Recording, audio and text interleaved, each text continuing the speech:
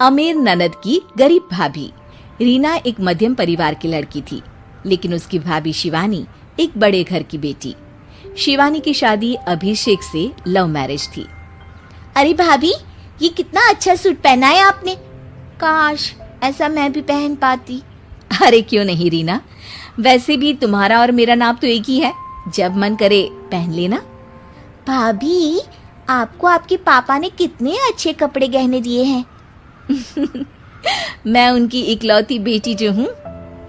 बेटी तो मैं भी इकलौती हूँ, लेकिन क्या करे, पापा है नहीं, पता नहीं कैसे होगी मेरी शादी। तभी वहाँ शिवानी की सास आ जाती है। अरे क्यों नहीं करेगा भाई तेरी शादी धूमधाम से, आखिर जिम्मेदारी है तो उसकी। और वो दिन भी आ जाता है जब रीना की शादी तय हो जाती है। अभिषेक, क्या हुआ?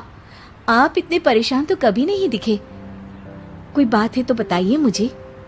अरे शिवानी, वैसे तो शादी का सारा इंतजाम हो गया है, लेकिन गहनों का रेट तो आसमान छू रहा है। कैसे क्या करूं, कुछ समझ में ही नहीं आ रहा। थोड़ी देर में शिवानी अपने पूरे गहने अभिषेक के सामने रख देती है। ये लीजिए, गहनों का इंतजाम भी हो गया। अरे नहीं नहीं शिवानी, मैं ये गहने किसी हालत में भी नहीं ले सकता। ये तुम्हारे पिता ने तुम्हें दिया था, और तुम हो कि। तभी वहाँ सास आ जाती है। अरे तो क्या हुआ, इसकी तो हो गई ना शादी, अब किसे दिखाने हैं इसने गहने। सास गहनों का डिब्बा शिवानी के हाथ से लेकर वहाँ से चली जाती है। रीना की शादी धूमधाम से होती है और अब वो बड़े घर की बहू बन जाती है। वहीं रीना की शादी के बाद शिवानी और अभिषेक उसकी शादी के कर्जों से डूब जाते हैं। मैं सोच रही हूँ नौकरी करनी शुरू कर दूँ, वैसे भी पढ़ी लिखी हूँ, आपकी थोड़ी मदद भी हो जाएगी। वैसे शिवानी, कुछ दिन कर लो तो अच्छा ही होगा, क्योंकि जरूरत भी है। अब शिवानी भी नौकरी करने लगती है और घर खर्चे में अभिषेक का हाथ बटाती है। एक दिन शिवानी, रीना का फोन आया था, कह रही थी कि आने वाले त्योहार में उसके ससुराल जाना है। ठीक है माँ। अरे ठीक तो है, लेकिन एक काम कर लेना, उसके सास ससुर से लेकर पूरे खानदान के कपड़े मिठाइयाँ सब ले आना, और हो सके तो रीना के लिए छोटे से कान में पहनने के बूंदे भी। और क्या है ना, शादी में उसे सारी बड़ी बड़ी कान की ज्वेलरी दी थी, घर में पहनने के लिए तो उसके पास कुछ भी नहीं है। शिवानी सोच में पड़ जाती है कि वो क्या करे, क्योंकि कर्जों और घर के खर्चों के बाद तो पैसे बचते ही नहीं थे।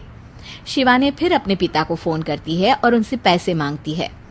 देखो शिवानी, मैंने तुम्हें शादी के वक्त ही मना किया था कि ऐसे घर में शादी करनी ही नहीं चाहिए। अरे अभिषेक को शर्म आनी चाहिए जो ससुराल से पैसे मंगवा रहा है। शिवानी को पिता की बात पर गुस्सा आ जाता है। आप मेरे पिताजी हैं और मैं परेशान थी, इसलिए आपसे मदद की उम्मीद की पापा। अभिषेक को तो पता भी नहीं है कि मैंने आपसे पैसे मांगे हैं। शिवानी सोचती है कि वो अभिषेक से बात करे, लेकिन फिर उसे लगता है कि वो टेंशन ले लेगा। तभी शिवानी की नजर हाथ के कंगन पर पड़ती है, सीधे बाजार जाती है और उसे बेचकर ननद के घर ले जाने का सारा सामान लेकर आती है और सास के सामने रख देती है। हाँ ठीक है, लेकिन फल थोड़े और अच्छी क्वालिटी के होने चाहिए थे। शिवानी कुछ नहीं कहती, वहां से चली जाती है। एक दिन शिवानी, रीना का फोन आया था, बहुत रो रही थी। क्यों माँ, क्या हुआ? सब ठीक तो है ना उसके ससुराल में? अरे तूने तो उसकी नाक ही कटवा दी। अब मैंने क्या कर दिया माँ? कह रही थी कि बड़े घर की बहू है भाभी, जो कपड़े दिए वो ब्रांडेड भी नहीं थे। तू तो जानती है ना उन लोगों का पहनावा कितना अच्छा है। तू तो मेरी बेटी का भला कभी सोचती नहीं। हाय भगवान, अरे बड़े घर की बहू है, इसी बात की जलन है ना तुझे, लेकिन याद रख मेरी बेटी का सोचने के लिए भगवान है, तुम लोग कभी उसका बुरा नहीं कर पाओगे। अब शिवानी के मन में सवाल था कि क्या ईश्वर सिर्फ रीना के साथ है, उसके साथ नहीं।